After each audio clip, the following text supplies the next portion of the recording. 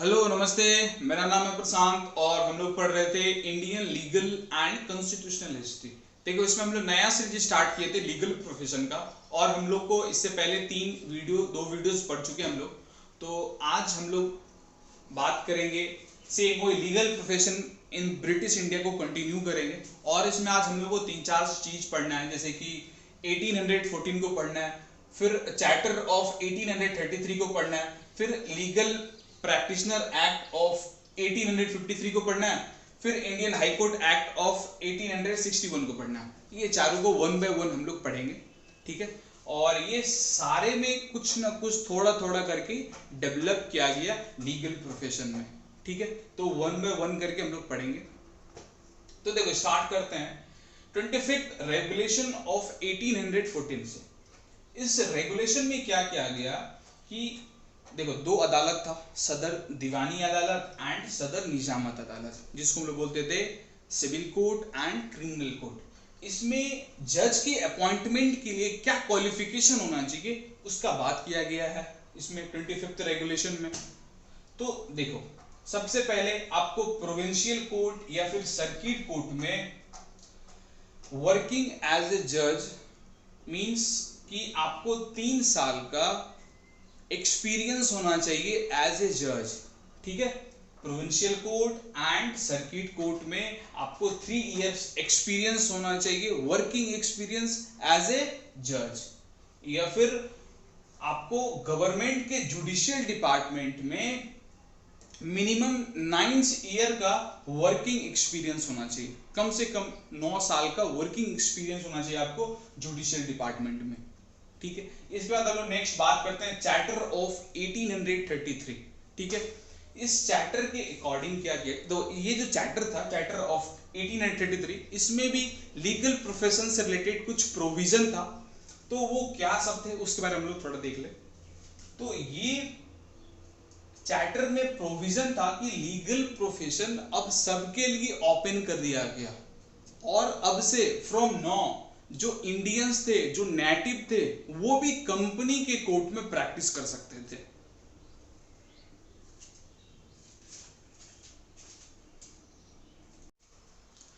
देखो, अब हम लोग पढ़ेंगे the legal practitioner act of 1853। ये जो एक्ट है, ये सुप्रीम कोर्ट के बैरिस्टर एंड अटॉर्नी को ऑथराइज करता है कि वो कंपनी के किसी भी सदर अदालत में प्लीड कर सकते हैं। कंपनी का जो भी सदर अदालत है, सदर दीवानी अदालत, सदर निजामत अदालत, उसमें जो सुप्रीम कोर्ट के बैरिस्टर होंगे, अटॉर्नी होंगे, वो प्लीड कर सकते हैं, ठीक है। और इसके बाद एक पॉइंट नोटेट कर लो कि अभी भी सुप्रीम कोर्ट में इंडियन लीगल प्रैक्टिशनर प्रैक्टिस और प्लीड नहीं कर सकते हैं। अभी भी उनको अलाउ नहीं किया गया है इंडियन प्रैक्टिशनर को कि आप सुप्रीम कोर्ट में प्लीड कर सकते हैं, ठीक है। लेकिन वो कंपनी कोर्ट में प्लीड कर सकते हैं, लेकिन सुप्रीम कोर्ट में नहीं अभी तक। तो ये 2 पॉइंट था लीगल प्रैक्टिशनर एक्ट ऑफ 1853। अब हम लोग नेक्स्ट पढ़ेंगे Indian high court act of 1861, ठीक है। देखो, ये एक्ट के अकॉर्डिंग क्या हुआ, इस एक्ट के द्वारा क्या किया गया, जो सुप्रीम कोर्ट था और जो सदर अदालत था कलकत्ता में, उसको एबॉलिश कर दिया गया, और उसके प्लेस पे हाई कोर्ट ऑफ ज्यूरिडिक्चर को एस्टैब्लिश कर दिया गया, ठीक है। और सिमिलरली जो सुप्रीम कोर्ट मद्रास में था और बॉम्बे में था, और जो सदर अदालत मद्रास में बॉम्बे में था, उसको भी रिप्लेस कर दिया गया हाई कोर्ट ऑफ ज्यूरिडिक्चर से, ठीक है। वहां भी सुप्रीम कोर्ट सदर अदालत को एबॉलिश कर दिया, और वहां भी हाई कोर्ट ऑफ ज्यूरिडिक्चर का एस्टैब्लिशमेंट हो गया, ठीक है।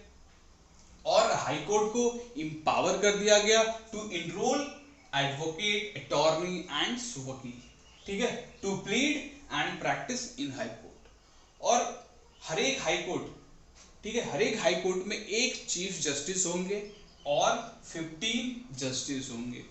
अब किस कैटेगरी से इनका मींस जस्टिस बनने का, जज बनने का क्या एलिजिबिलिटी होगा, वो अब हम लोग देखेंगे। देखो, ये जो 15 जस्टिस थे, ठीक है, ये अब अपॉइंट कहां से होंगे, तो ये जो 15 जस्टिस थे ये यहाँ से अपॉइंट होंगे। ये जो 4 कैटेगरी देख रहे हो इससे वो 15 जस्टिस अपॉइंट होंगे। तो फर्स्ट जिस बैरिस्टर के पास 5 ईयर एक्सपीरियंस है वो चीफ जस्टिस बन सकते हैं, और बैरिस्टर कैटेगरी से 1/3 बैरिस्टर चीफ जस्टिस बनेंगे।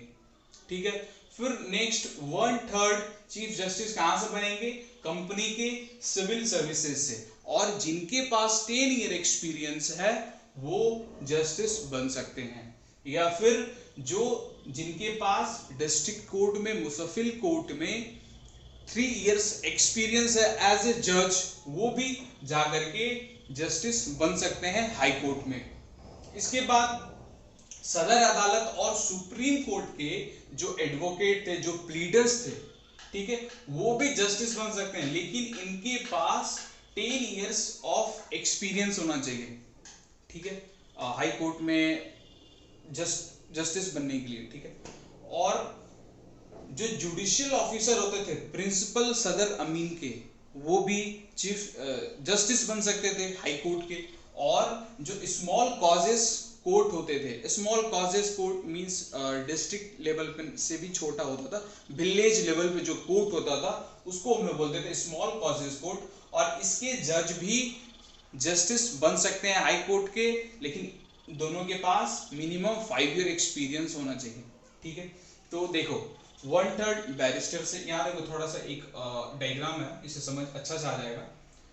1/3 बैरिस्टर ग्रुप से, कैटेगरी से, सेकेंड 1/3 तुम्हारा कंपनी सिविल सर्विस से, एंड नेक्स्ट ये जो 3 और 4 है ये दोनों को मिला करके 1/3 होगा। ठीक है, ये दोनों को मिला करके यहाँ पे, तो आई थिंक क्लियर हो गया होगा। ये 4 कैटेगरी से जस्टिस अपॉइंट होते थे हाई कोर्ट के। अब देखो फर्स्ट हाई कोर्ट के चीफ जस्टिस कौन होंगे? अब सबसे बड़ा सवाल था कि हाई कोर्ट के चीफ जस्टिस कौन होंगे, तो जो सुप्रीम कोर्ट के चीफ जस्टिस थे उन्हीं को हाई कोर्ट का चीफ जस्टिस बना दिया गया। ठीक है, जो सुप्रीम कोर्ट के चीफ जस्टिस थे उन्हीं को हाई कोर्ट का चीफ जस्टिस बना दिया गया। यदि आपको कोई प्रॉब्लम हो लीगल हिस्ट्री में तो कमेंट सेक्शन में बताइए। वीडियो अच्छा लगा हो तो प्लीज लाइक कीजिए, चैनल को सब्सक्राइब कीजिए। फिर मिलते हैं नेक्स्ट वीडियो में, तब तक के लिए धन्यवाद।